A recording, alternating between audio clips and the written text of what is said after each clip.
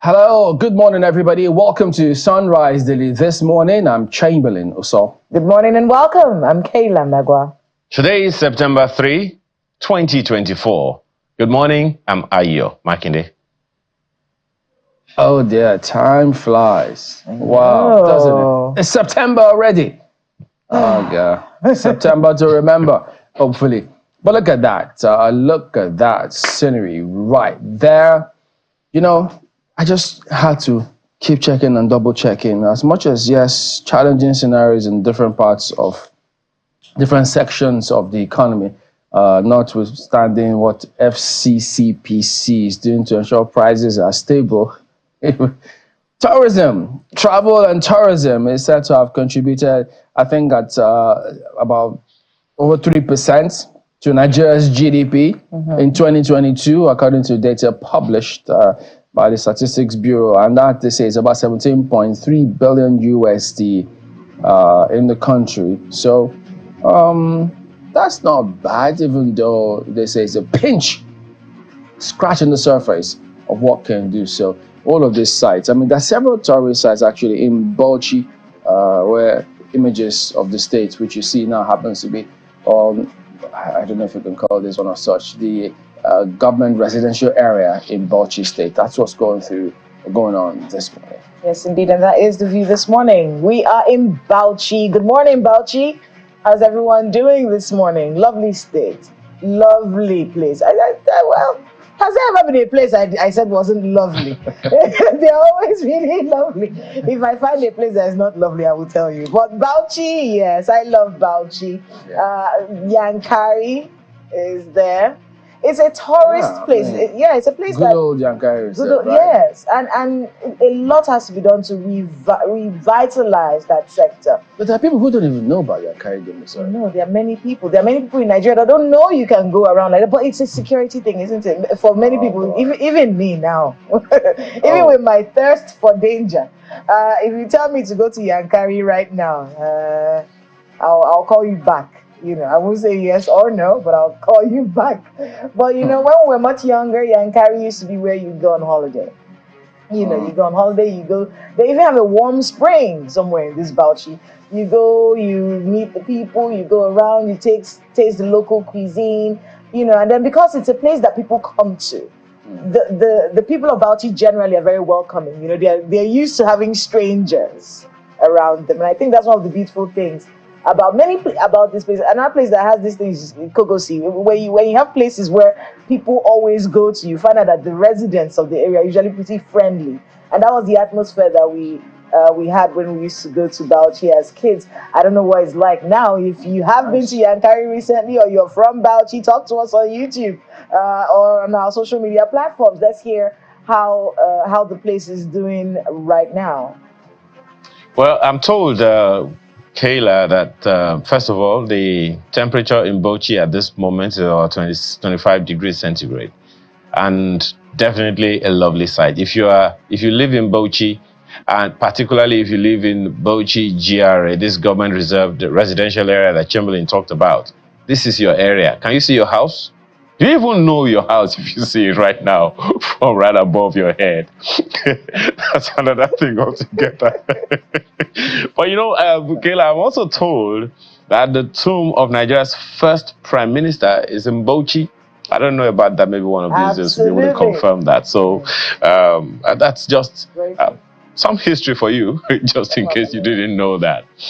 So, well, Chamberlain, what's happening today? Let me first of all throw the first salvo that today, Business Morning on Sunrise Daily is going to be looking at expectations as Dangote begins PM production today. That's also part of what is on the front pages, but that's the focus of Business Morning on Sunrise Daily at 10 o'clock today.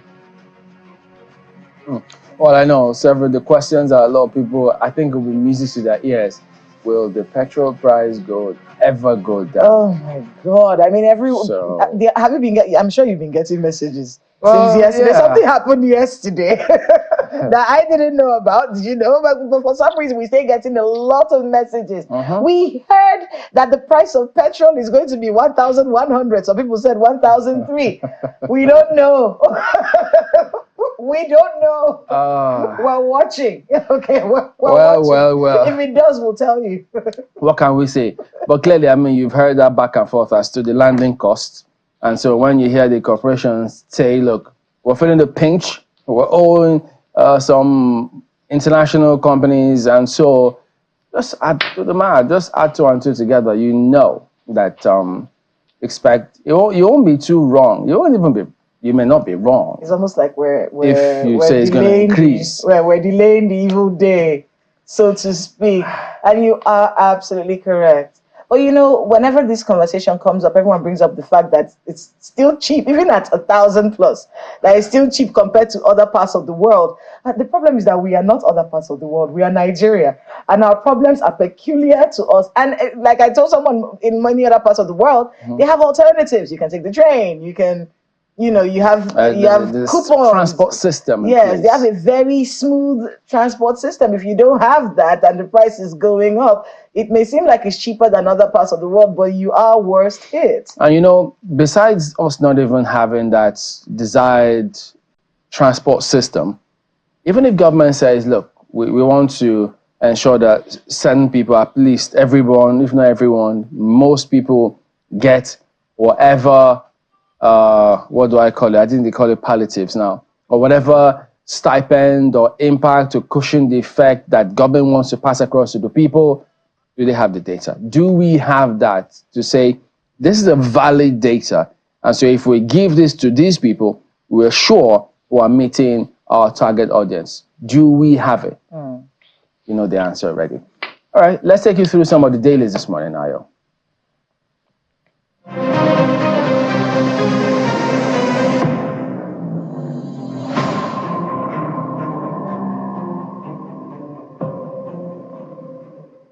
Let's begin with the leadership newspaper this morning, which leads with police uncover foreigners plotting regime change. That story is on page 4. Declare British citizen Andrew Wynne wanted. I'm ready to answer questions. Suspect arraigned 10 end bad governance protesters. That same story is on the front page of the Daily Times newspaper, and this is the way the Daily Times puts it. FG charges 10 end bad governance protesters with treason. Court orders defendants to be remanded at Kuje Sileja prisons.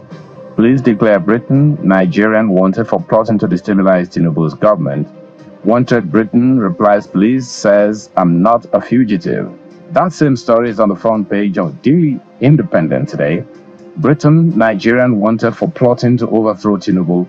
Police activate Interpol orders to apprehend them. Place 20 million naira bounty on Britain, Nigerian. Protest not treason. British national Wynne replies police. 10 end bad governance protesters arraigned, remanded. That story continues on page 29 of the Daily Independent newspaper. The Nigerian News Direct has the same story this way. Protest not treasonable. Release end bad governance detainees. Britain fires back at FG. Accuses FG of framing detainees with false charges, human rights abuse, as police declare Britain wanted for planning to topple Tinubu's regime. That story is on page 2. Blueprint newspaper has the same story. Police place 20 million naira bounty on wanted Britain, Nigerian, over plot to topple Tinubu. Names Wynne, Obiyan as culprits. Kopan condemns attempt. FG rattled by end bad governance protests, says in Battle of Britain. 10 protesters remanded in prison. Docked for treason. That's the way this Nigerian newspaper puts it. End bad governance protesters remanded in Kuje prison. Police declare Britain others wanted over alleged coup attempt. Outrage over arraignment. Details on the inside pages of the paper this morning. That same story is on almost all of the front pages, but the Daily Trust leads with something totally different. Boko Haram kills many farmers, others in fresh Yobe attack. Burn houses, shops. State government plans mass burial. Find out who said that on the inside pages. Insecurity disrupting agricultural activities. That's from Northern Governors. Look at the front page of the Guardian newspaper. Insecurity, secessionists, agitations dip FDI trade in Southeast states. Find the details on page 6 of the Guardian newspaper this morning. Vanguard newspaper has this one. Anxiety as pump price of petrol raises towards 1,405 naira per litre. And look at the riders. Costing template shows landing price at 1,205 naira per litre. NNPCL already overwhelmed by subsidy. Marketers give condition for participating in importation. New official pump price expected this month. Dangote Refinery concludes fuel refining plans. Commuters pay higher fares. Did I hear someone say as expected? But that story has details on page 5 of the paper this morning. And if you look on the front page of the New Telegraph newspaper, a totally different story. Flooding may get worse in coming days. That's from N. Hyperdeck. Find the details on page 4. Urges FG to declare state of emergency on it immediately. Attributes incidences to poor infrastructure, failure to follow environmental guidelines, in effective dams management. All of that you find on page 4 of the paper this morning. Business Day has this one. Petrol price seen hitting 1,300 litre on NNPC cash crunch. Dangote to come on stream. Details of that story is on the front page and it continues on the inside pages of the paper. These are some of the papers we have for you today. My attention is drawn to the front page of Daily Trust newspaper, and I believe that the front page of the New Telegraph has the same story. But the way the Daily Trust newspaper puts it right under the headline, amidst fuel scarcity, NNPCL to become sole buyer from Dangote Refinery. That's ascribed to a report. The details of that story you'll find on the inside pages of the paper this morning. Whatever you find, let us know. I'm a little curious because if you do a little bit of some fact checking, you'll find out that as recent as I think in January or so, Ipman put out a statement saying that there's been an agreement of sorts between Dangote Refinery and Ipman that the 30,000 member strong Ipman will buy fuel directly from Dangote refineries to supply to its 150,000 filling stations all across the nation. Now, with this, it will seem like the dynamics has kind of changed. Add to that the fact that the NNPCL has been unable to supply because it is owing money. Well, the NNPCL also still owe Dangote refinery and say, well, you are in Nigeria, you can bear this. Don't forget that it's a business. I mean, I'm just saying. What's important to us is all we are saying, when we get to the fuel station, let's just buy fuel without a single queue and go home, right? Because it's going to be whether or not, I mean, that conversation that you want to start, Kayla, is on the front page of the Vanguard newspaper. You may pay attention to it, but I'm interested in Mr. and Mrs. on the front page of the Vanguard newspaper this morning. Mr. and Mrs. are having a conversation. Mr. sits down and says, after eating, says, yes, I didn't give you money for 3 weeks, but why should I be ashamed because I ate food in my house? And Mrs. responds, is the food AI generated? Well, maybe Kayla wants to answer that question. That's my take this morning, guys. Why me? Why me? What did I do? So he must have done his research. I really do love food. Oh, there you go. I'm guilty. Arrest me. Okay. Thank you, Ayo. I will catch you. So I'm looking at The Nation. The Nation newspaper this morning. Remember yesterday on Channel C, we told you to go to our social media handles and, catch up on the update of this Britain. And, of course, there are other people. But mostly this Britain, because we were able to speak to him yesterday. We said we'd catch up on that interview. And we saw some of it on Politics Today as well. But it's still online. You can actually go watch this Britain, Andrew Wayne, I think is how they pronounce his name. Forgive me if I'm pronouncing it wrongly. And his update, his own explanation of, this whole situation. Remember how it all started? We were here in the studio. We told you that there was a raid in the Labour House the night before. At the time, we weren't sure who had done it. We didn't know if it was the DSS. The DSS said it wasn't them. And then we kept wondering what happened.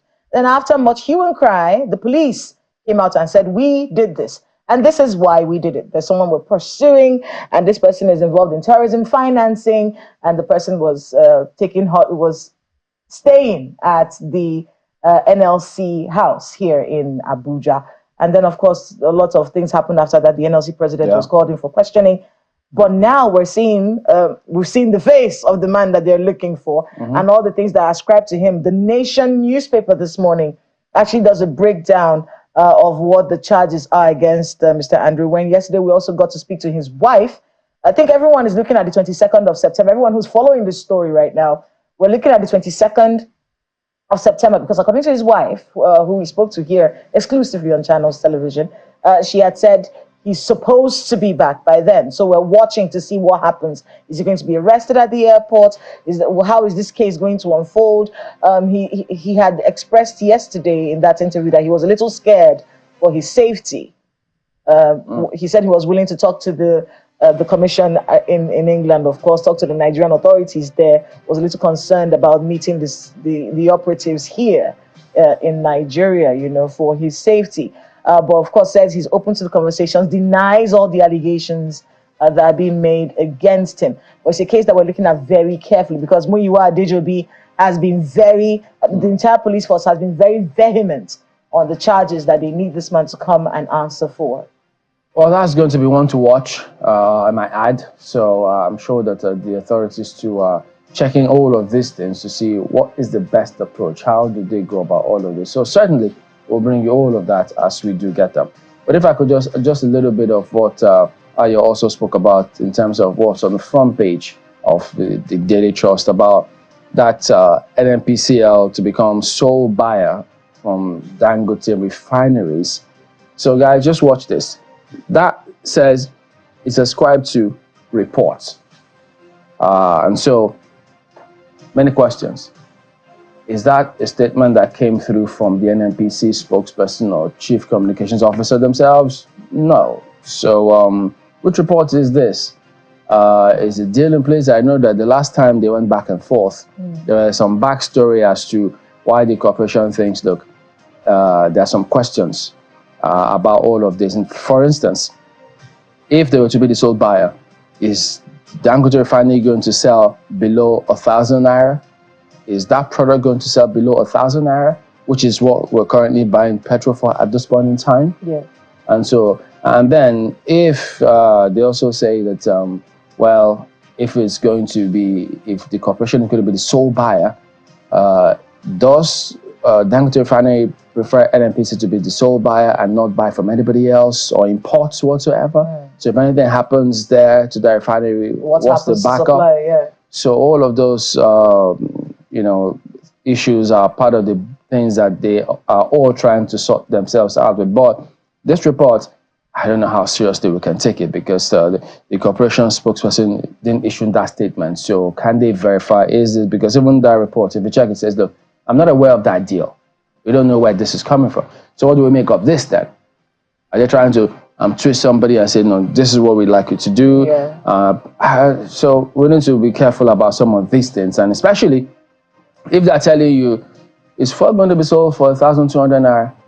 There's no smoke without fire. No smoke without fire. So worrisome. So worrisome. All of these things are happening for you to connect the dots. But I guess we'll wait and see. We're back in a moment. Stay with us.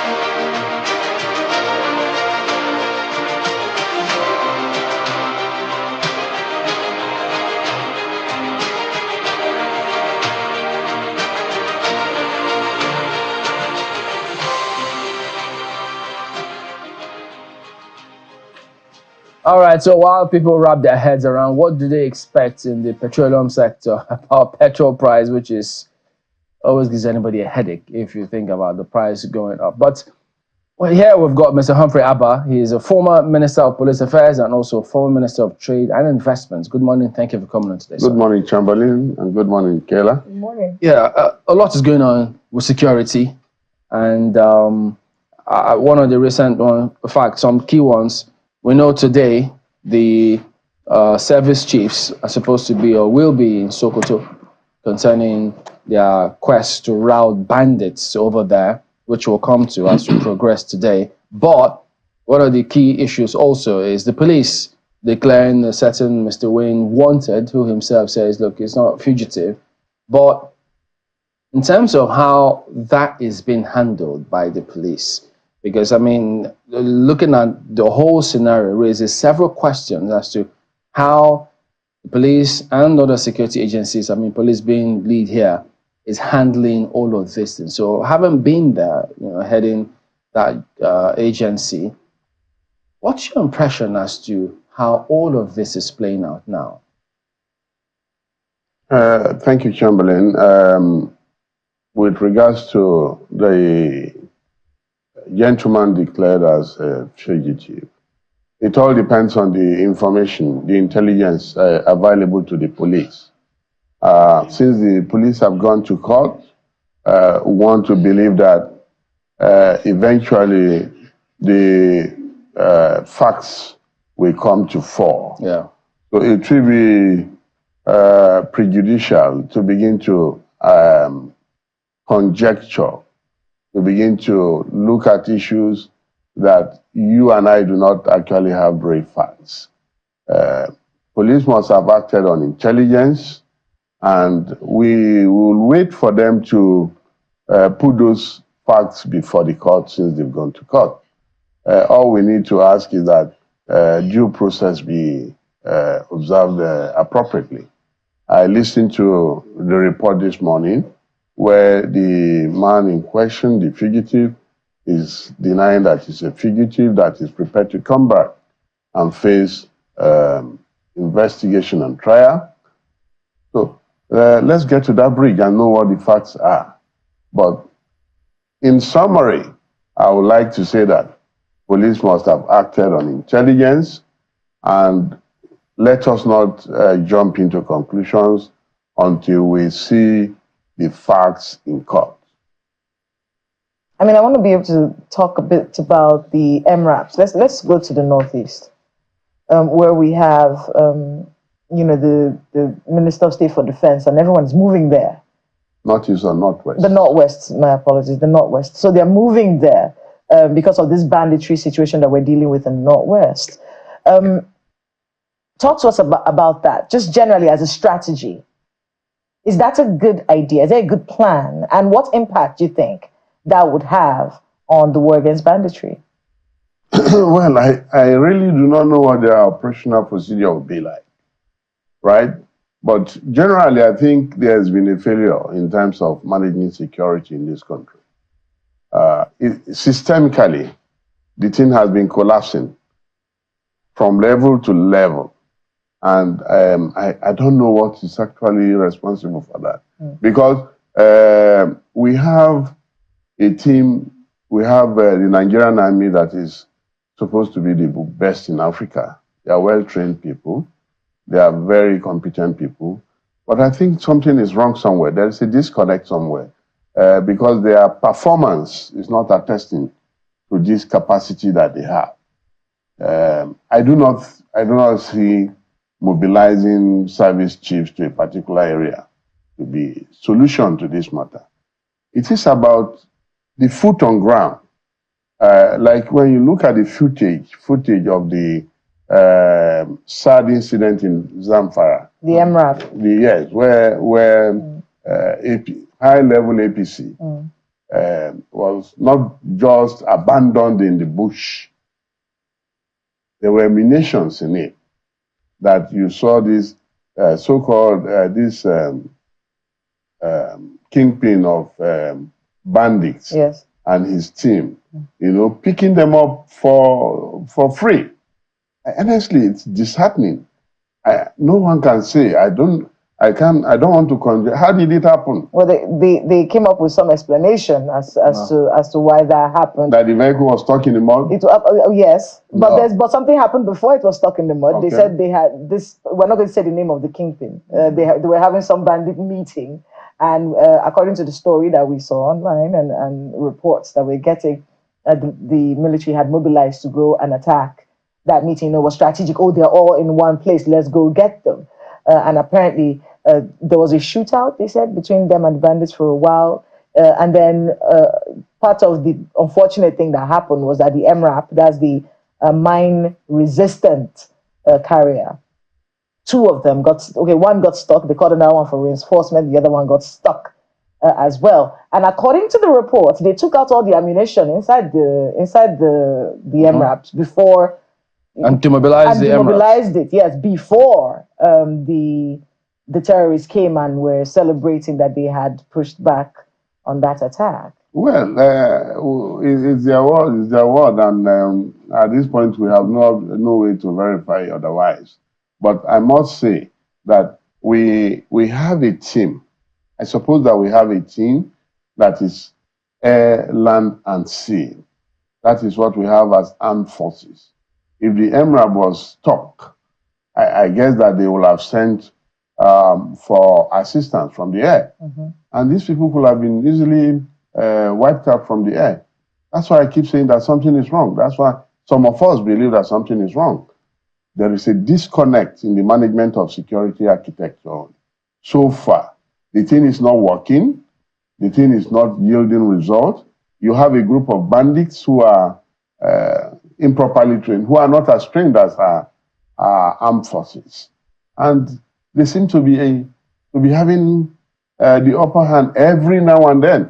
Look at the event that happened in Gobe, the emir that was just slaughtered anyhow. That was the man was held in custody for long, and they took their time, And after the emir was killed, they still came back and took some people hostage. They seem to be having a free fall. But even though some also say, like, look, some of those they are fake news and propaganda about those persons who were said to have been buried, the so-called mass. No, I don't believe that one. Okay, I don't believe that one. One of the other challenges that appear to be the case is communication. I don't know what the experience was while you were there, because there are some persons who always ask the question as to how security agencies manage communication and perception, such that, because a lot of, in terms of recording successes for some of these cases, largely and globally too, they rely on information from people, from the public. But here, it does appear as though there's that gap. I'm not sure lots of people willingly volunteer information to security agencies to help and aid all of this. Because if you look at in time past, it was, I think, the same Northwest when they, at some point, scrambled the telecom services in that area because they said terrorists were communicating, people were not giving information. And we're still grappling with this. What's the missing link here? Well, the missing link to me is that I think our agencies are not on top of the issue of communication. Worldwide, security agencies are masters in managing communication. And I think it is high time our agencies get to that level. Our intelligence gathering machinery doesn't seem to be giving us the kind of result that we need. And these ones are, to me, very mundane. Mundane in the sense that these bandits are not even hiding what they are doing. You see them display their catch of ransom on video. They're all over. They do videos. They do celebrations. They put it on video. Why can't we track it? Why can't we do it? These are very easy things to do. Why can't you track it? Why is it so difficult? And these people are in the Sahel area of our region that you can see so clearly with even the public instrument like Google. Google man could be able to show you that. Do you agree with some who say politicians are part of the big problem why we are where I think I agree with that. There's a mismanagement. There's a mismanagement coming from the political class. And I think that should be looked into. And part of the reason why they say so. And that's why, I said earlier that our soldiers are very professional. When they go for United Nations assignments, they excel. They win prizes. They come with accolades. Our soldiers are very professional. But something is wrong. Could you help me understand? Their management. I keep hearing about this political interference in security. Even recently, even on hard copy, we had Major General Edward Buba. He said the same thing. If we take politics out of this, we'll get this done. If we take politics out of it, we'll get it done. So when we say there's politics involved, what does that mean really? Are politicians sponsoring bandits? Are they? What hand do they have in it? When you see political interests playing out, and the professionals are not allowed to exert the kind of force that is appropriate in a particular instance. Say, as you are going there, please don't do this damage. Take care not to step on these toes. Then you begin to have drawbacks from the military because nobody wants to be slaughtered. Nobody wants to go and be made a mincemeat. Allow the army to go. I know that we have professional soldiers, well-trained soldiers that are competent to go into. I mean, how big is this our forest? How big is this our forest? These people can go there and sweep out these people. I'm confident about that. But I think there's a mismanagement going on that is drawing them back. Why can't the Air Force go there and wipe these people out? I mean, just to clarify that Air Force story, because after the MRAPs were stuck in the mud, the reports were that the Air Force did come. But the people in the area, according to what they said, that the planes just flew for 10 minutes and left. So they weren't aware of any actual thing that happened. It also brings to the question of communication of the things that they're doing. We do hear, we've killed so and so. Communication and instruction. And yes, communication and instruction. What is the instruction of the whoever flew the fighter aircraft there? What is his instruction? Yes. That you need to get to. And this is where some of us begin to suspect that there is a mismanagement going on from the political class. Because this shouldn't be so. And we do respect without trying to draw lines. This became very significant from 2015 downwards. From 2015 to now, this became more significant. In fact, before 2015, we didn't have these issues in Northwest. Our insecurity matters were isolated to just 2 states, Borno and Yobe, not even the entire Northeast. But you see, this is why some of us begin to believe that there is political manipulation going on. This is our people. This is this. That is it. You begin to bring in sentiments into the management of security.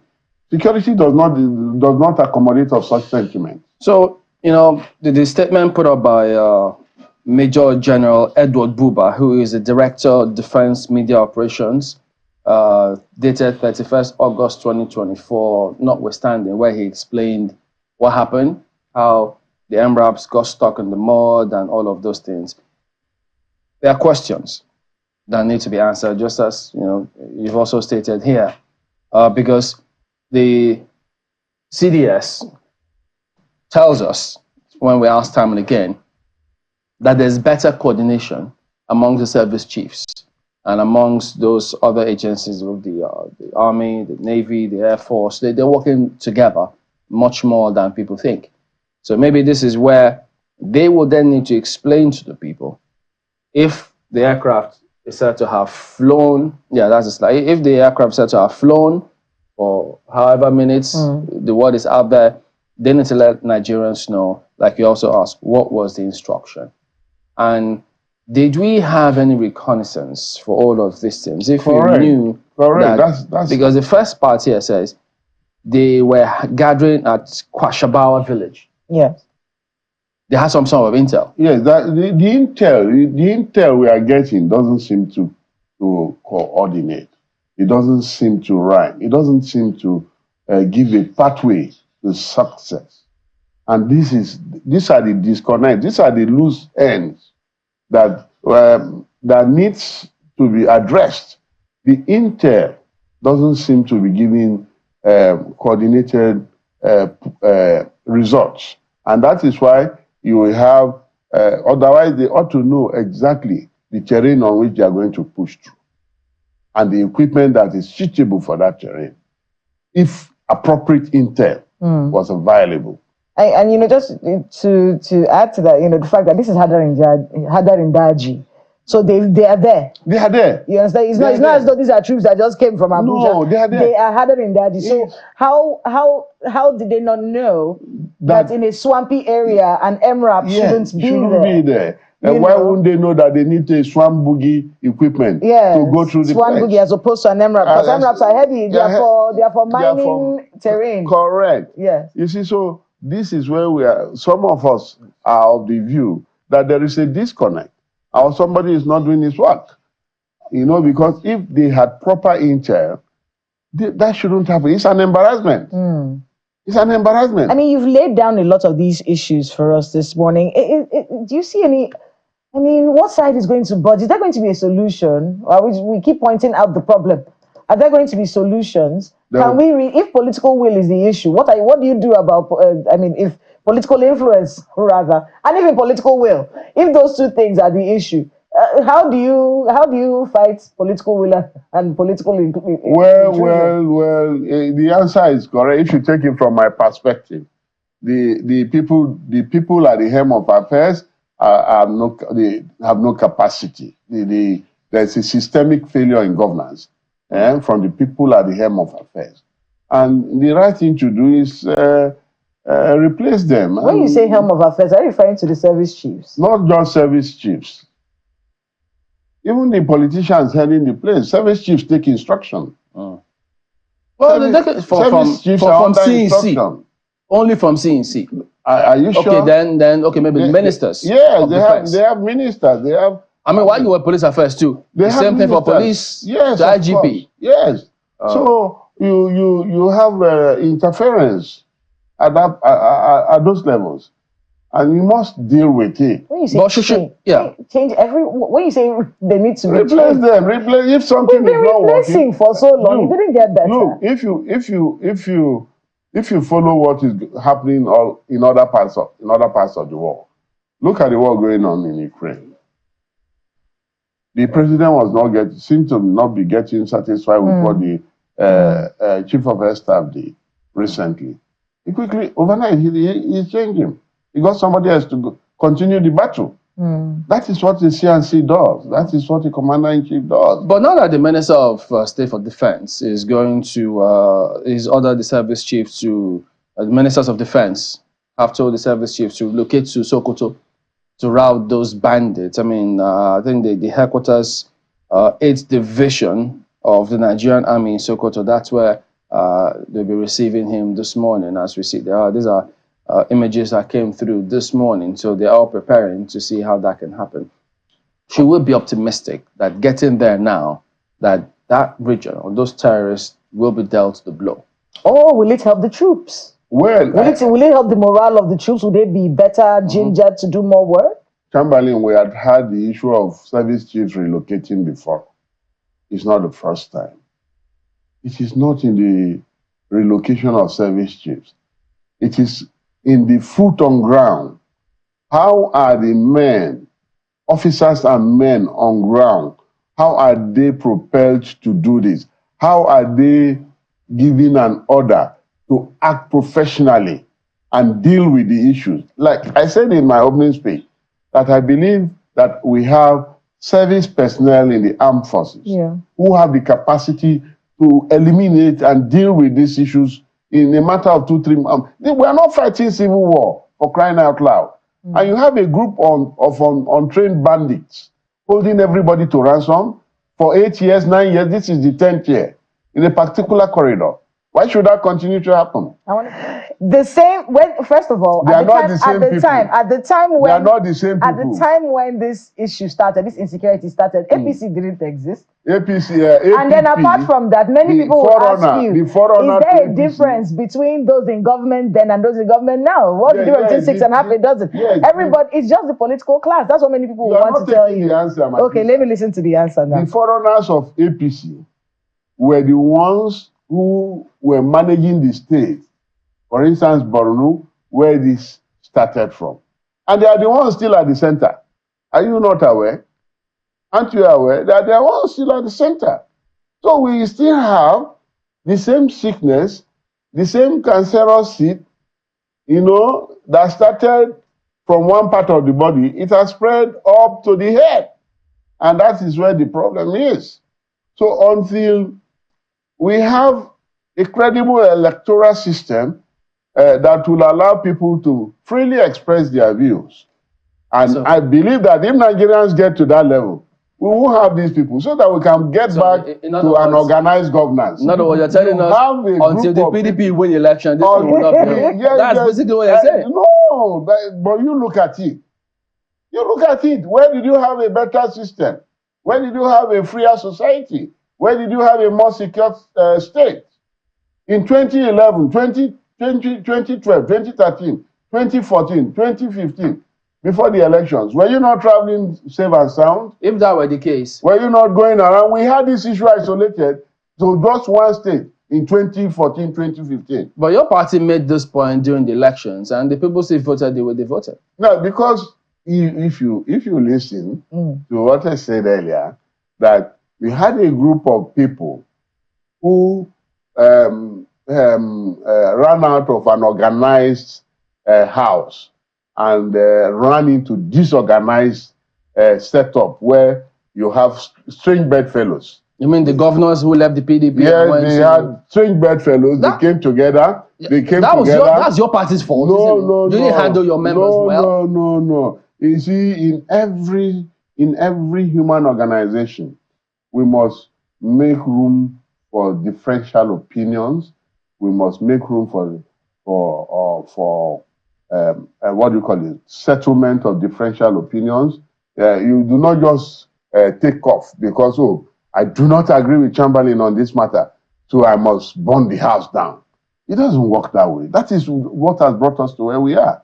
Otherwise, this group of unorganized people never had an opportunity of being in governance. They were operating at regional level. I said it the other time I came here, that these were people operating at regional level and had no capacity for running a central government. And since they came in 2015, all we have had is disorder. All we have had is degeneration in all sectors of Nigerian life.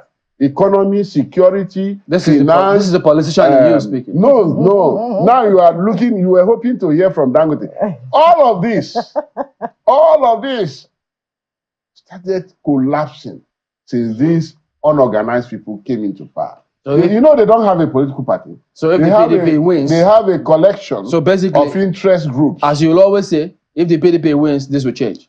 And bet me. So what would you do differently? What would you do differently? Because many of the issues... we will return law and order. We will return law and order. A lot of the issues you'll be able to travel from here to your village without needing an escort. Today, most Nigerians need escort to go around both day and night. You'll be able to travel safely day and night like it was in the days of the People's Democratic Party running affairs of this country. Many people have said that the issues bedeviling the country right now are global. Your farmers, these are global issues. Our farmers will be able to go back to the farm. Now our farmers aren't on the field. What of the economy? The economy, you see, it's a chain reaction. You see, if you take it compositely, it's a chain reaction. When farmers are able to farm, there will be increase in commerce. There will be free trade, there will be increase in production, and because of there's increase in production, the prices of goods and services will fall, right? But now what we have is a government that is serving the interests of few individuals who do not care about the survival of others. Which of the PDP states has done this economic magic you're speaking about? No, insecurity has driven everybody into the house. So even the PDP states are hamstrung. Insecurity has wiped out the capacity of our farmers to go to farm. But even those who just want first term, if you look at the killings going on in some of the states, will you send your... You said this happened in 2015, started in 2015. Yeah. They just contested the election, some of them for the second term. They didn't say, look, there's insecurity, I can't do this again. They contested. They promised heaven and earth. The leaders in the governors in PDP who are in PDP states right now. The same thing with the APC counterparts. Yes, because the expectation was that there will be a free and fair election, and if that had happened, if that had happened, won the election in the states. I mean, the governors on your party who are there now. Yes, you say this problem started in 2015. That did not exclude the center, right? The elections. So there's nothing they can do. The elections are composite. There's nothing they can do. Do not separate them. They are composite. The elections include that at all levels: federal, state, local governments. So if you allow a free run of electoral system all through, would have swept these people out of power. So you're telling us now that the governors there in your party, who are in the state governors now, knew that you cannot extricate the center. They went on, they contested, everything happened. Contested, and now they're saying there's nothing they can do. They contested with the hope and expectation that this center will not come back after the abysmal failure of 8 years. Okay, so the question then is... But then they didn't allow us to even have a free and fair contest. Okay, so... You know, it was run after it, snatch it, and go. So now that they know that it hasn't happened, why can't they resign? Why would they resign? They have a mandate of the people to run for a particular number of years. So it's just about the mandate, not about what you can do in terms of solutions. They are working to restore sanity into the system. They are working to see another round of elections so that we cannot continue with this. So this is about elections. Look, it's about elections. Chamberlain, if you allow they have no reason not to make economy better in their states. No, but their states are not doing badly. Which states? Take Akwa Ibom. Take Bauchi, they are not doing badly. You've seen the unemployment figures in those states. They happen to rank the lowest in terms of unemployment, youth unemployment in this country. No, You've seen the statistics. Not in Bauchi. Maybe you're looking at one state in Northwest. No. Not in Bauchi. Nope. No, you see. So where you have PDP governors, they have erosion issues. Let me also tell terrible erosion issues. Yes. Where those are natural disasters. Over the years. Those are natural disasters. Those are natural disasters. And secondly, you know that the governors, by the way our constitutions are framed, the governors have little or nothing to do to control security issues. The center holds the key to that. That's what they always say. But but that's the truth. When it comes to local government elections, they are very strong. No, but that's they win all the elections, but they can't do anything about security. It's very convenient. No. Very convenient. No. Chamberlain, don't say that. You see, that is what happens. Security is not under the purview of governor's control. The governor does not have control over the armed forces. The governor does not have control over the police. These are center-based activities. Neither does the governor have control over the DSS. Mr. Amfraba, former Minister of Police Affairs and former Minister of Trade and Investment, and as you heard, is a member of PDP defending his party stoutly. Thank you for coming on this Chamberlain, I'm a Nigerian speaking to the issues. Yeah, but you're still the PDP, so that notwithstanding. All right, so Business Money comes up now.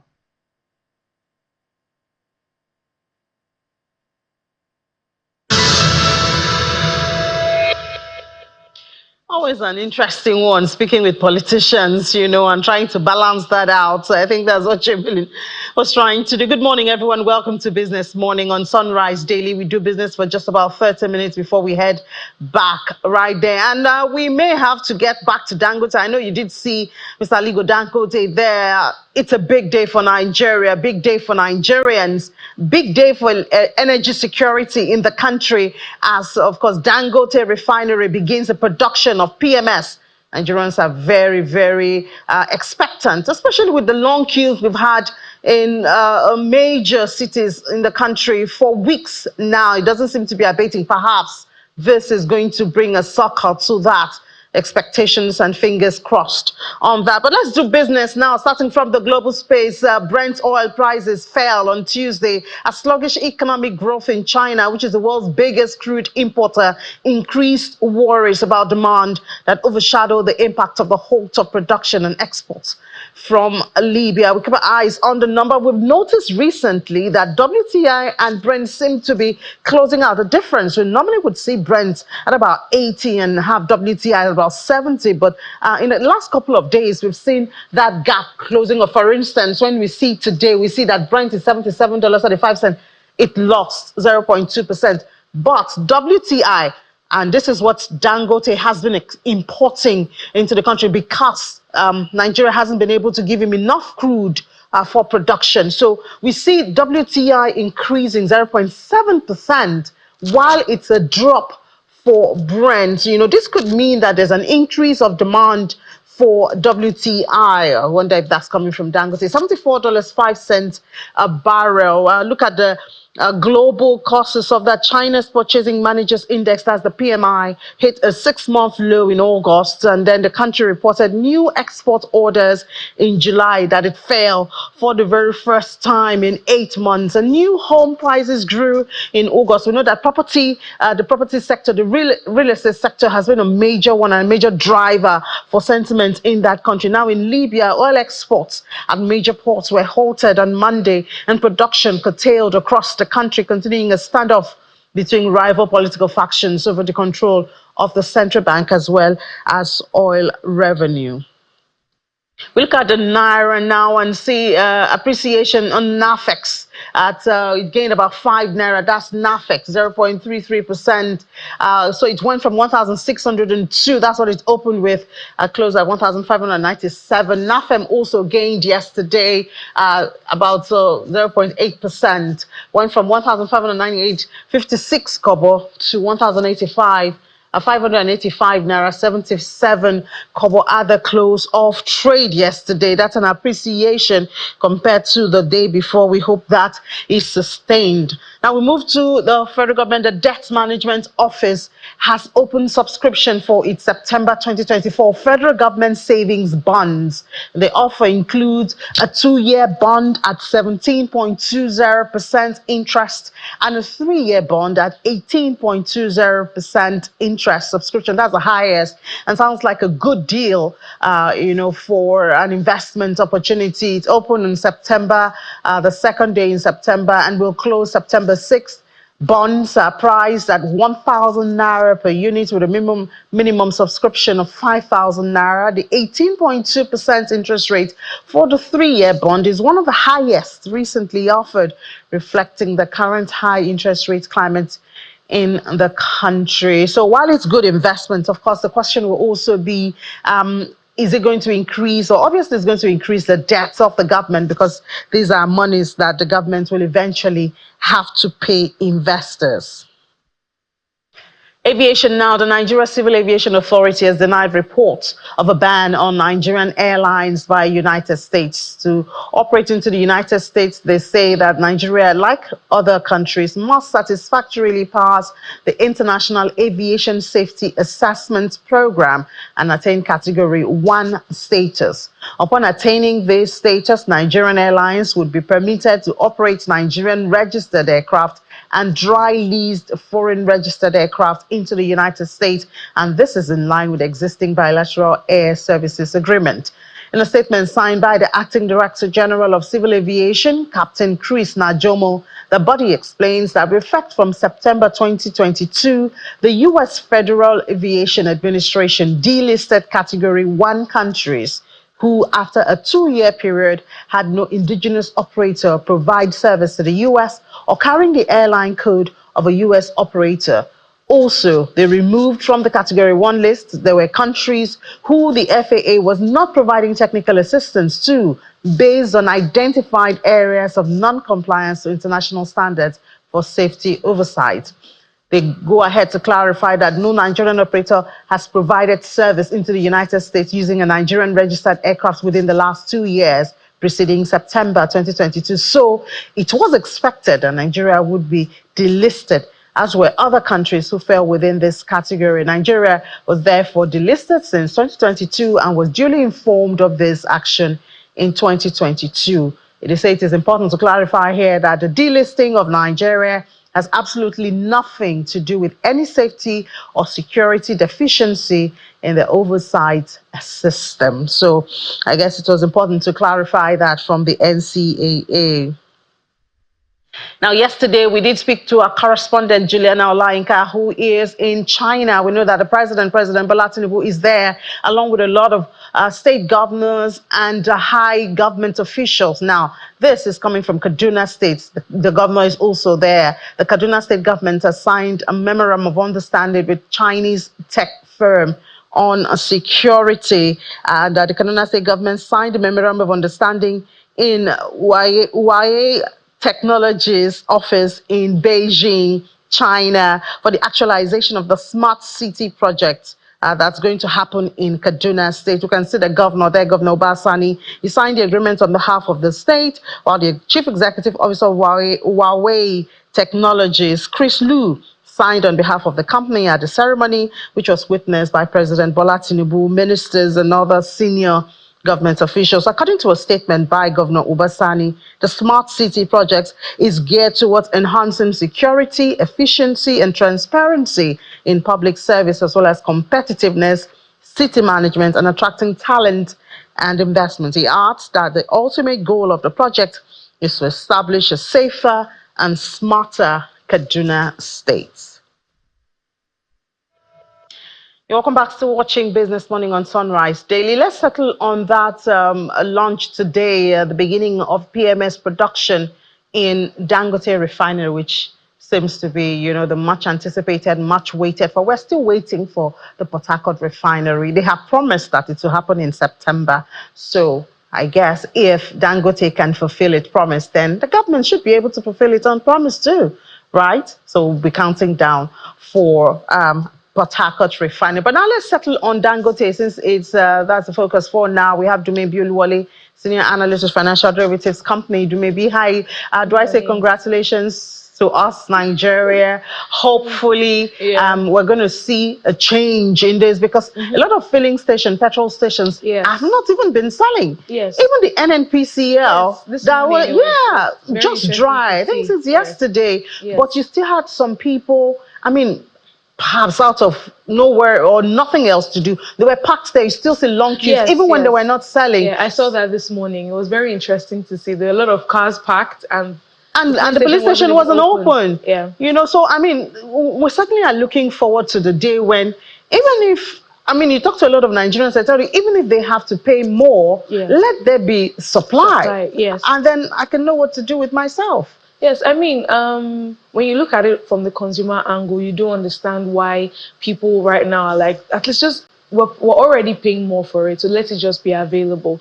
And when you put it in the context of the current consumer basket, you realize that people are already paying so much for every other thing that's a necessity. From electricity tariffs are very high now, and then you even consider the fact that most people are now put on ban A, whether you like it or not, and then food prices as well are still but quite even high. being on ban A, does that give you the assurance you're going to get at least 20 hours of...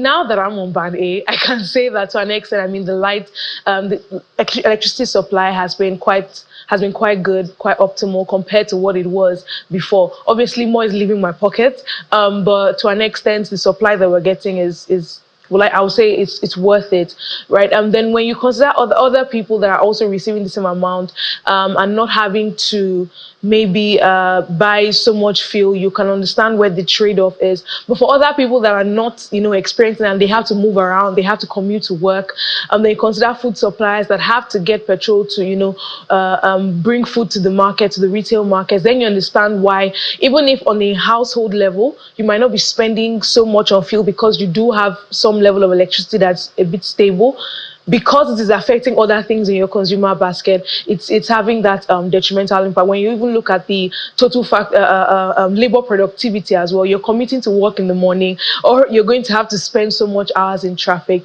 Already part of your productivity that's supposed to give business output is already lost because you're spending so much in traffic. So there's a spillover effect from it. So we'll talk to our correspondent, Olu Philippines, right there, and we hope to get more info. Insight, but yes. Wasn't it interesting that we woke up on it was Sunday evening, we got that statement from NNPCL admitting, that they're actually owing. But I remember when this round of scarcity started and we had analysts say they're owing suppliers. Of course, they did deny it. So I wonder what pushed them to come out.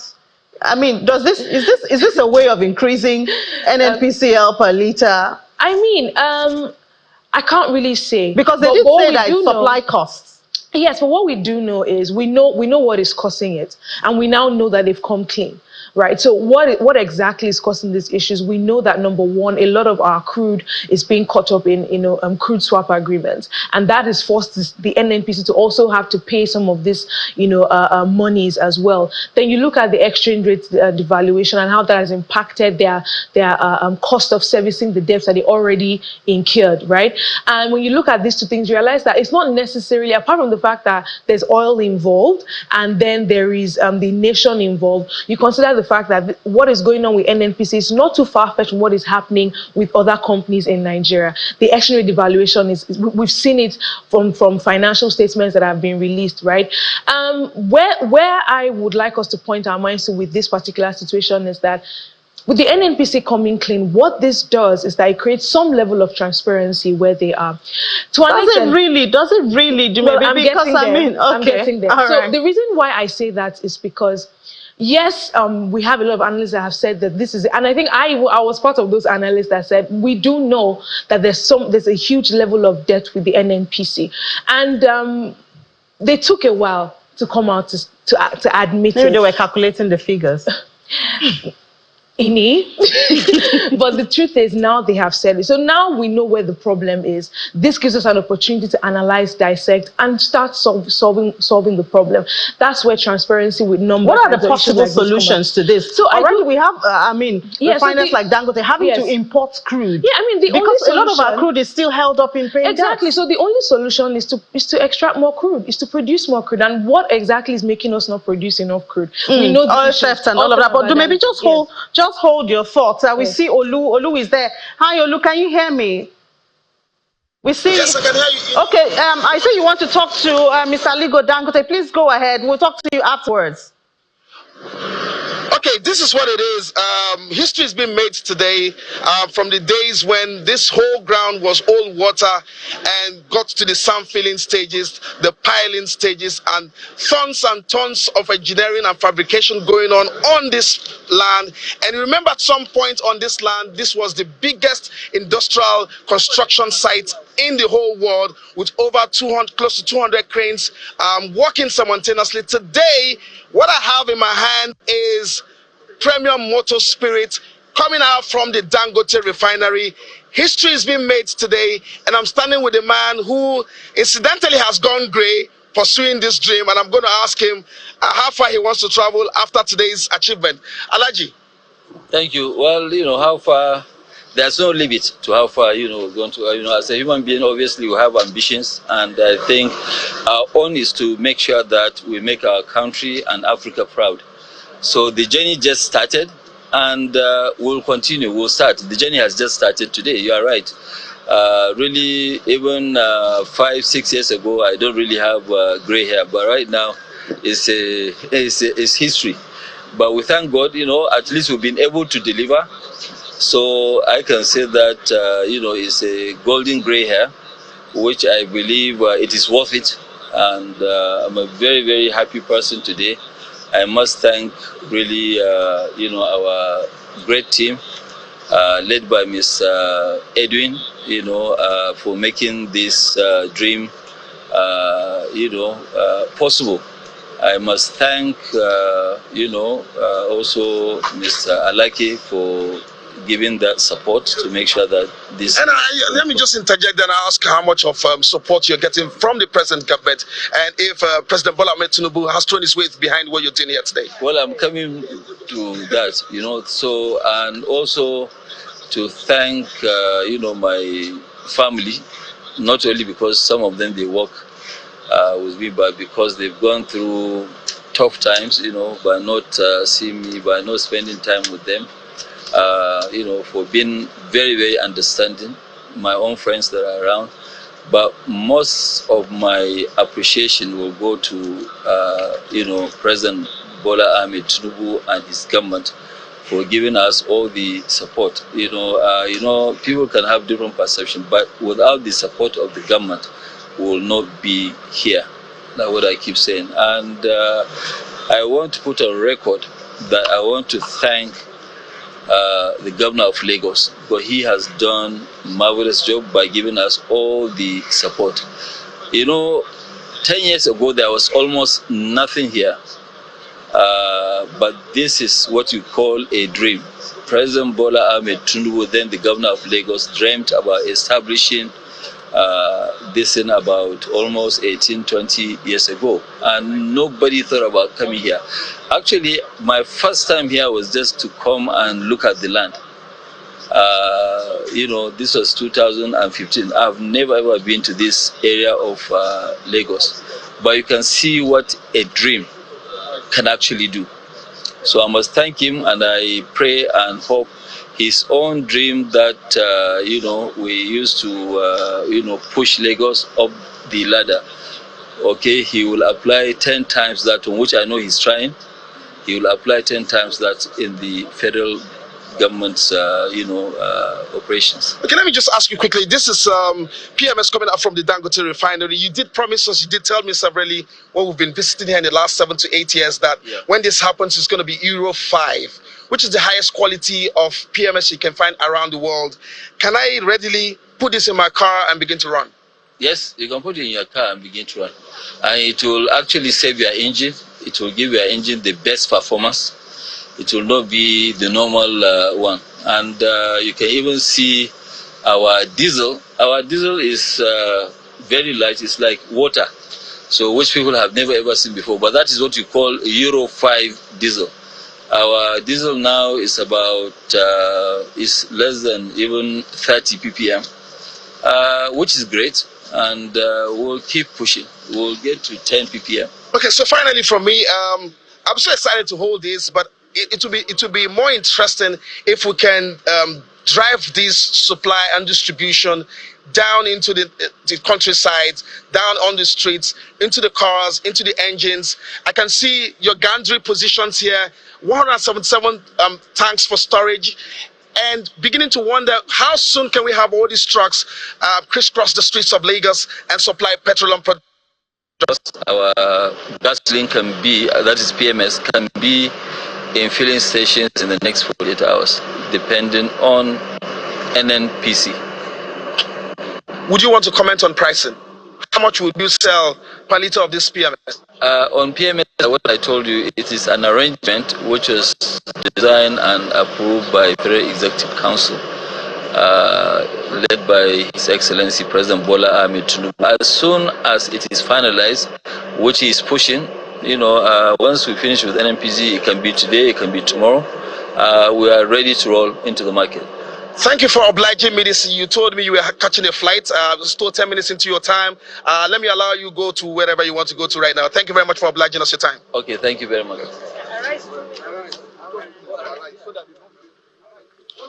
So there you have it. This is what we're talking about. So there you have it from the president himself, that those products should be in circulation in about 48 hours. Of course, Nigerians will be counting down, but Olu Phillips did ask about the pricing there, and he said, I think there's an arrangement that the federal government is trying to do, because he said the Federal Executive Council, they're trying to work on something, and then we would get the price. But we're back here in the studio, I think the most important question that Olu asked there was, Yes. when can we expect this to hit town for people to be able to access it? I know they did say perhaps it's just the NNPC stations that will have it, but I mean, whichever way, although even let's just now, have it. yes, let's have it, because even now it's the NNPC station that have been selling for a couple of days. So I guess the most important question there was, when can we expect this to start running in town? And he said about 48 hours. Yeah, which is very good news. I mean, what this just tells us is that there will be, to an extent, an increase in supply of petrol across, especially at least starting off with even Lagos. And we might likely see, this petrol scarcity start to, reduce in a couple of days and maybe weeks. Another thing to also consider, obviously, is the pricing.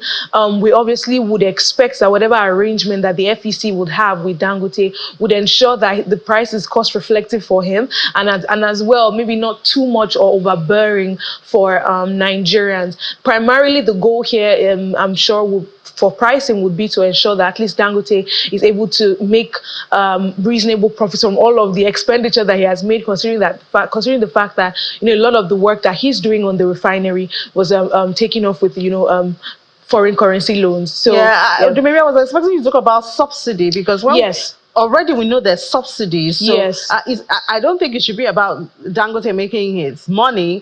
It should be more about how much subsidy the government will have to pay. Because I mean, already we have subsidy in existence. Yeah, so the reason why I didn't speak about that initially is because a lot of times it's good that we separate Dangote from what is happening with the subsidy regime in Nigeria, simply because this is a one-man business, right?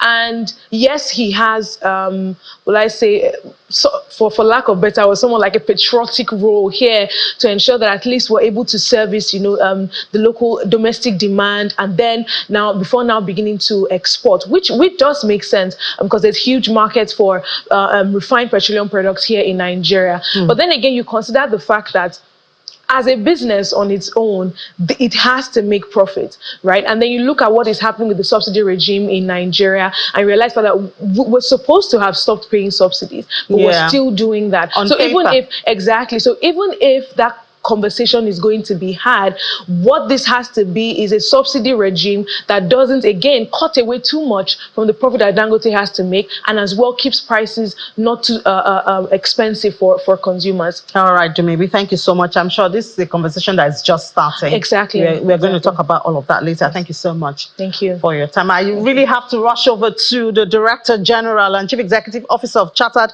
Institute of Directors of Nigeria. He's been waiting, Dr. Dele Alimi, but I'm sure he's also excited about this. Dr. Alimi, good morning. I know you're also excited about Dangote Petrol in circulation. I believe you are also looking forward to heading to a petrol station and having access to at least steady supply of petrol.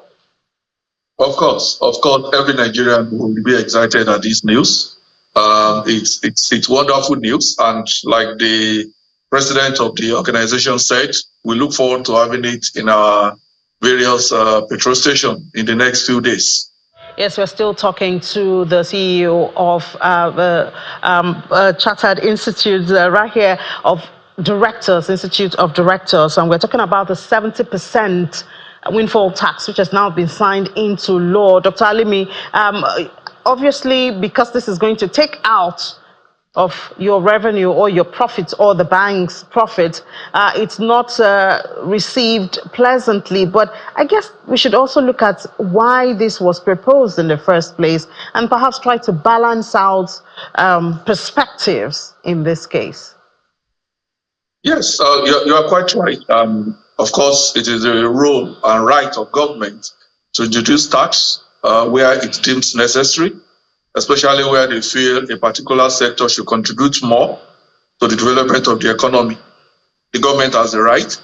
And when you look at where we are now with our economy, the government, of course, is holding on to every opportunity to improve revenue generation. So you can't blame the government for doing it. But in that same instance, as we yes, affirm that government has the right, we must also look at ensuring that we also do not kill the goose that lays the golden egg. And that is what the Institute is saying here, that yes, as we hold on to every available opportunity, we must also look beyond the immediate gain and also look at the long-term effect on whatever policy that is in place on the sector. And we need to be extremely careful. You don't want to, on one hand, we are trying to attract investment to the country. One of the areas where investment can come in through is through the banking sector. We must not put in a policy that will discourage from investing. You must not put in a policy that will discourage that sector from lending into an economy that needs funding. So that is what we are saying. Every time we must try to balance the equation, just like you said, and ensure that whatever policy we are putting in place is not one that will, at the end of the day,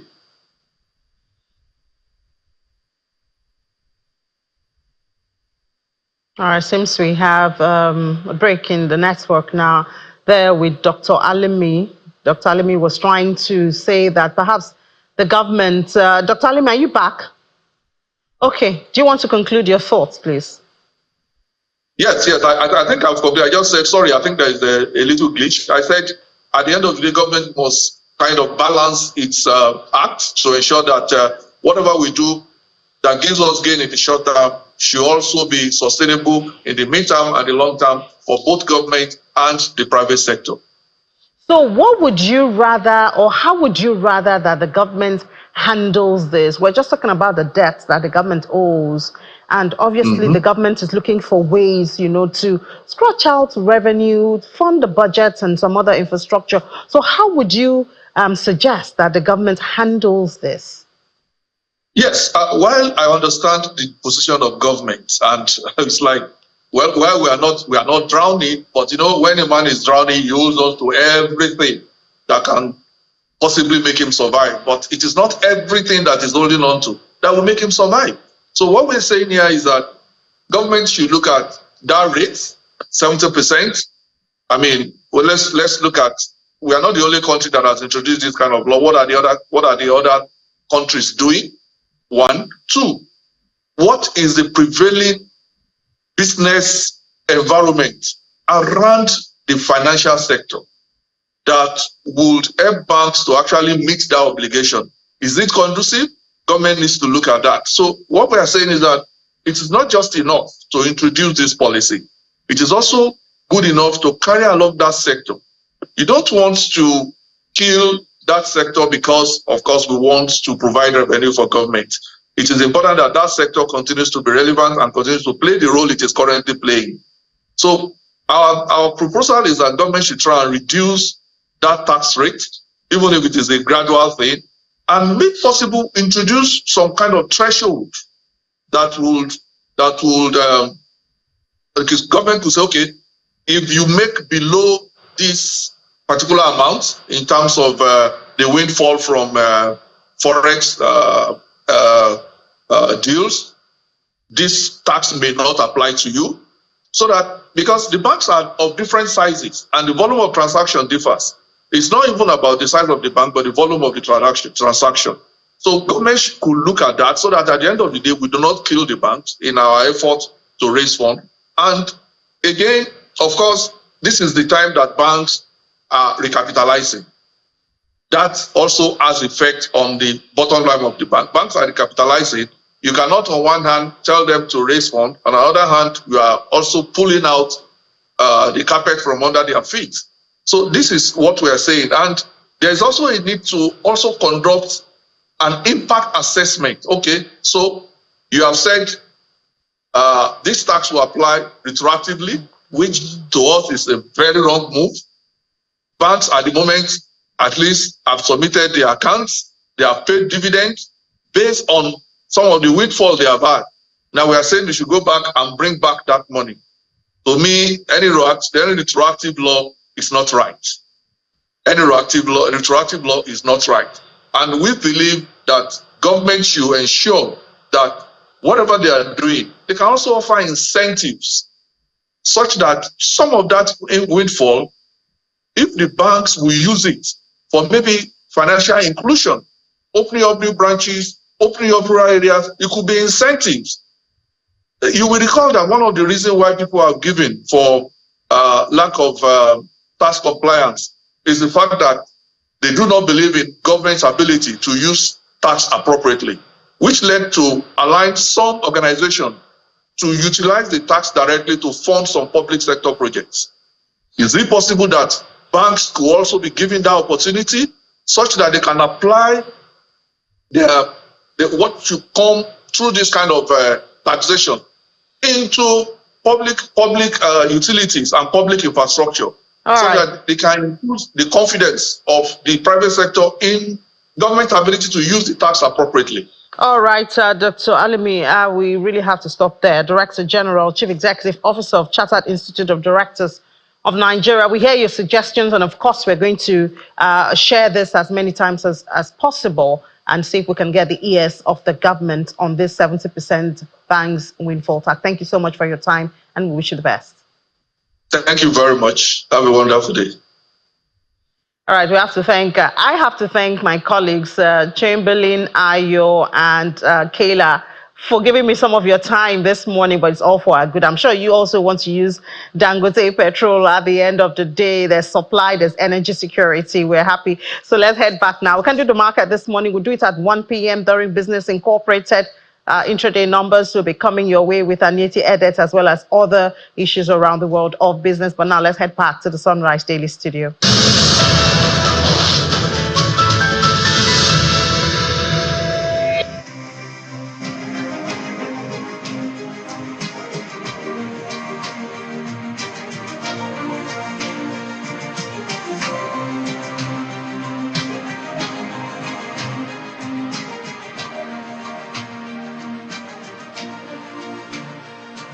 Well, thank you so much for staying with us. Well, while we're talking about all of that goodies coming from Dangote refineries, let's have conversation this morning with Barrister Olufemi Ibiayo, who is a legal advisor, United Action Front of Civil Society. Thank you for joining us this morning. Thank you very much for having me. Now, no doubt this whole conversation about the End Bad Governance protests is getting some kind of momentum with the arraignment yesterday of some people and all of those other allegations.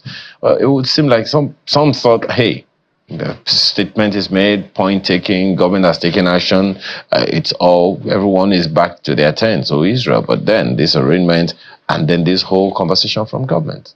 Yes, indeed. It's quite disturbing, I must say, because we all know that there's no smoke without fire, there's cause and effect. And I would have thought that at this time when it seems the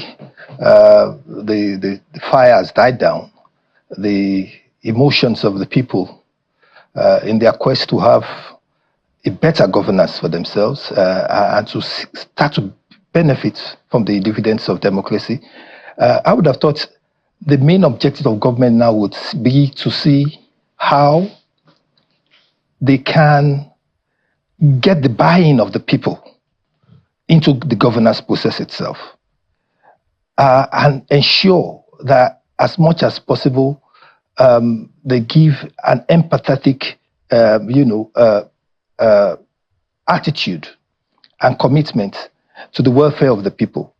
I do not think that it's at this time that we should be seeing the body language or the message being passed that the people themselves are being prosecuted. There's some kind of revenge mania on the part of government. It's, in my view, I think that only further deepens or widens the chasm of disconnect between the people and their government. Because in the first instance, what had led to this whole issue was that the people were dissatisfied with the state of governance in their nation. And the constitution of this nation empowers government and in fact empowers the people to be part and parcel of governance. Section 14.2c of the Constitution ensures and encourages that the people themselves will have a say in their governance, will have a right to participate in the manner in which their government is run, and that responsibility is given to government to assure that that obligation and the rights of the people to participate in governance process itself is indeed secured. So when the people are actually having to go out to the streets or have been forced or dehumanized to have to go to the streets, to have to say, look, enough is enough. We are tired with the way governance is going. I should think that all that pressure points have now subsided. What government should be doing, every act of government should be seen to wanting to assuage the people, that it remains committed to wanting to meet those goals, meet those objectives of the people, but not to pass the body language or the inference that, oh, the people have been punished or need to be punished for even daring to want to exert their voices to demand good governance. Is it everyone that protested that is being charged to court? That is, you see, that is the whole thing. We all know that everybody in Nigeria expressed their views that, look, we are tired, we want good governance. And it's a legitimate request. Yes, I mean, I'm just asking, because it wasn't just 10 people that protested. Exactly. Right? So everyone there's so many other people, hundreds of thousands of people protested all over the country. Yeah. So how come you think these 10 people are being prosecuted? I think to me it's just vindictive. Do you have any information as to whether or not they are guilty or they are innocent? Well, as far as I'm concerned, I don't hold that view that there's any guilt on the part of any Nigerian who have been forced to have to go out there and say to its own government that, look, we are dissatisfied with your performance, or we are dissatisfied with over 60 years of abysmal failure of governance. That we're dissatisfied of being impoverished. So, and if those individuals, and you're talking of 10 people, are they to be sampled out, to be made scapegoats? I'm just asking questions on behalf of Nigerians for exercising their rights to constitutional rights? Because you also know, Mr. Ibiayo, yes, both in 2020 and even in this current experience of NSAS and NBAD governance, there was a lot of arson, and the governments at various levels, they had records of all kinds of destructions that took place. Various, federal government and state government properties that were destroyed. And even now, in this current experience, the pictures, the videos are all over the place of destruction of properties, to the point that some people even went and they stole the signpost of a police station somewhere in the north. So if, for instance, that the police arrests some of these people and prosecutes them, those who committed arson, is it out of place? Well, it essentially will not be out of place, provided, again, we also look at what is the correlative duty of government itself in such situations. You see, so much emphasis has been placed on the part of the people in exercising their constitutional right to protest. So we're coming there. Yes, I understand. Yeah. But in answering your question, I think the relevant question we should be asking is, what has been the role of government in ensuring that, in giving necessary support to the people? No, we are coming to the role of the government. I'm just asking if these people were legitimately caught committing arson. Yes. Is it out of place for the police in particular to prosecute them? I think the question should be, why did the government or the police itself allow matters to degenerate to that level? So, by section 1 of the public orders. But you really haven't answered my question. I'm going to answer it. You see, just if you answer that question, we can follow up with others. If you would allow me. Okay. Section 1 of the Public Order Act, 1979, imposes on the governor of each state, right, the obligation, the statutory obligation, to ensure that it provides adequate protection and support to the populace in their exercise of their constitutional rights to protest, by even as far as even regulating prescribing the routes they may take for their processions or their rallies, providing necessary care and support. Now, if this had been done adequately in a situation where we had a government that was sensitive to its responsibilities, there would have been no way those protests would have probably degenerated in some instances to what you're talking about. Because there's no way you would not expect that some very, very impoverished Nigerians who can't even really feed from day to day will see such situations as an opportunity to take advantage of certain situations. And when you really look at what you are talking about there, it's mainly to try and access food for survival.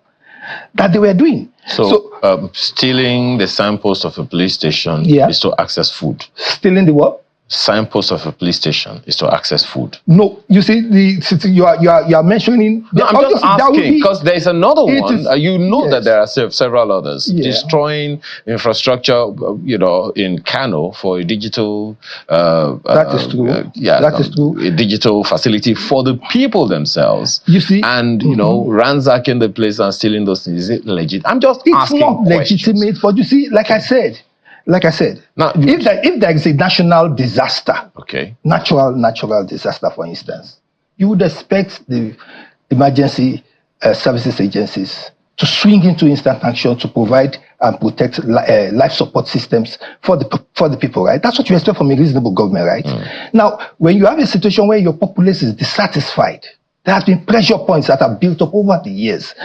People, we are really pushed to the wall and say that, look, what is going on? Are we citizens or are we animals? Are we human beings? And so in such a situation, it should have behoved on government itself to have deployed all necessary support systems to ensure that the citizens can adequately, those who are genuine, and there were a majority of them that were genuine, not just those few deviant situations that are putting a coloration to the whole thing. Okay. Now, there's something that you said that I think we should also pay attention. You said that government could have been able to prevent the breakdown of law and order the way it went. Do you remember what's the number one purpose or function of the Nigeria police? Is to protect life and property and to ensure that there's law and order. From what I found out, the number one function of the police is to prevent crime. Okay, that's also, good. It's also implicit. Now, you would also remember that in the build-up to this whole thing, before they announced, before the 1st of August, all shades of government officials came out and said, look, we're afraid that this might happen and that might happen, and consequently we want you to do it this way. If you don't do it this way, okay, how about this way? So one can say, would you agree that they tried to prevent crime? By making all those. Obviously, I would give a heads up to the Nigerian police in their efforts to sensitize the people. But then, like I said, emotions were very high in the Nigerian people. There was so much frustration that was patent in the process. It's only natural that we could see this sort of exigencies occur whereby some few deviants here and there would want to take advantage of the situation. But that again should be drawing the attention to the government agencies. I agree with you, and I understand what you're saying. But you see, is pressure points that some people are having a good or sufficient reason to commit arson? Of course not. We know that. But you see, please, we should not. I'm asking. No, you're not allowing me to even go to the conversation that I want to hear. I just wanted to understand that. There's no justification for arson. Now, with that established, now. What should the various state governments be doing? Now, because those pressure points, one can say, they haven't really disappeared. Exactly. Those pressure points are still there. A good number of people have been calling out state governors at various levels. To a large extent, everyone is talking about the president. Everyone is talking about the ministers. But hardly do we talk about the governors. Exactly. Way less the commissioners in the different states. What should be their roles in ensuring that we don't have another boil-over? And SARS was just 2020, was just 4 years ago. What's to say that we're not going to have another boil over, so to speak, in another year or two from now? What do you think can be done to prevent any such boil over again, to the point that we now have a situation where we have more than just the 10 that we're talking about now? I will tell you sincerely, it's right there in our constitution. If we can take it as an ideological principle that should govern or underlie what governance is all about and what government should be doing. You see, governance is not just something that should be divorced or excluded from the people itself. The people must be made to feel that they are part and parcel of governance itself. In what way? And that they can own governance. In what way? But as long as that disconnect is there. Let's talk about, let's give the responsibilities to the people, where the responsibility of the people. In what ways can government and can the people fulfill Section 14 sub C? I said, like, the participation of the people in their government shall be assured in accordance with the provisions of this constitution. In what There is a way? need to In do what that. way? And not What just way? need. In what ways? In many ways, my brother. Like, let me give you some examples. Now, the reactionary time, we could take for one, the reactionary time of governance to demands or complaints of the people. You would recall that there had been a build-up to this protest. Demands have been made here and there. Please tell me, if you were to score the current administration, and as a patriotic Nigerian, would you really feel a sense of patriotism, a sense of pride in your government, that they really indeed could be said to have responded to those cries when it was emanating and building up? They did nothing. They took no, in fact, they completely disregarded the people's, viewpoints and their clamor until it got to a point where a protest needed to be done. Why do we have to get to that point? Now, that all those situations could have been managed by a responsive government who would have come to the fore, start to engage and address the people, let them start to understand what is the basis of their policies, and more importantly, see what they can do, even if it's in the interim, to assuage their feelings. In that way, you are creating and closing the gap of the disconnect between the populace and those who are in government. Now, again, if you look at what we're talking about now, this arraignment of a few Nigerians who have been singled out as scapegoats for people saying, "Look, I'm tired. I'm not getting anything out of this country. My life is completely impoverished."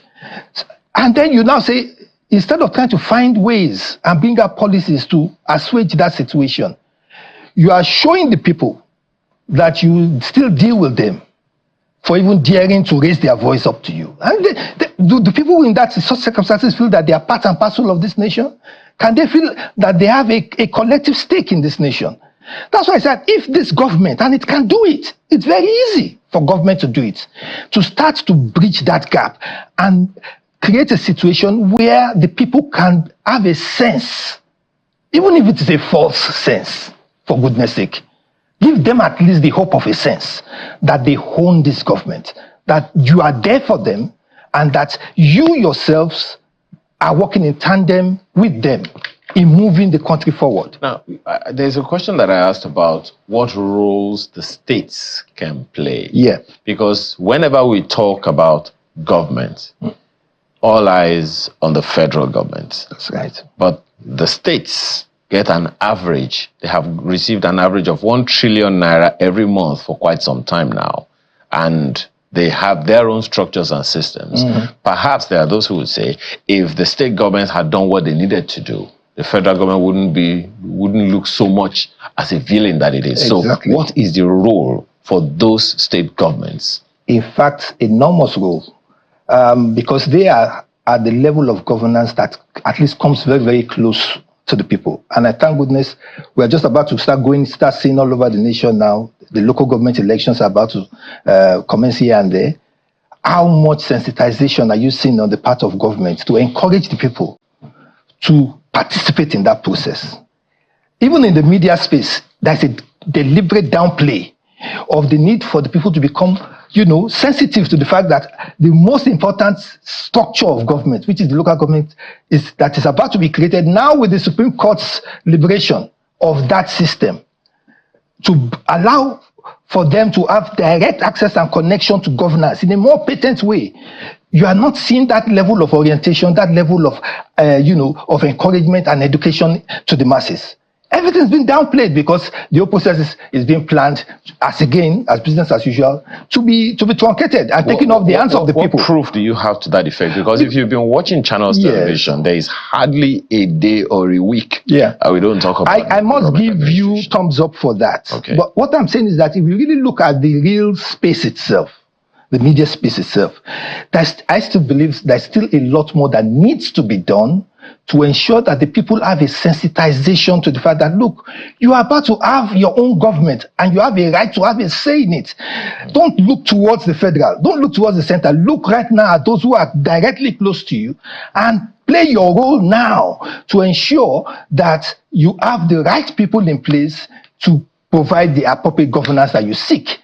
And that is part of the important things that needs to be done. Now, if we can start getting the state governments to invest in this process, in that ideology, and not trying to, weaponize improvisation of the people, so that they are so preoccupied with existential living that they don't even have the time to even bother who is my councillor, who is going to even be my local government chairman. And if you were to pass a poll out right now to the people out there, you'll be surprised that the majority of Nigerians, due to their existential need to survive, and which is a deliberate, as I've said, it's a weaponized process by governance, current governance as you see it, to keep people so preoccupied not to know what is of priority to them. There are so many angles to this conversation, Yes. Mr. Ibiaya, and I'm almost certain that from time to time we're going to have to drag you in. It will be my pleasure, my brother. Thank you so much for your time this morning. Thank you so much. Olufemi Ibiaya is legal advisor, United Action Front of Civil Society. Thank you again for your time. It's my pleasure being here. Thank you.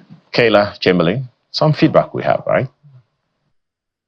Well, yeah, first says charging and bad governance protesters with treason is like killing a fly with a sledgehammer.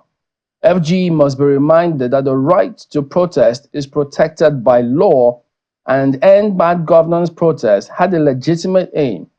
Governments should be going after those who were involved in violent disorder and thefts during the protest, and not the organizers of the legitimate protests. I mean, trial is on the 11th of September, so we'll be watching that trial to see how they plan to get along with this. Let's take from Pastor Law Alpha C. Says the issue of security has indeed dimmed investment in Nigeria. Let government at all levels start thinking out of the box to solve this recalcitrant quagmire.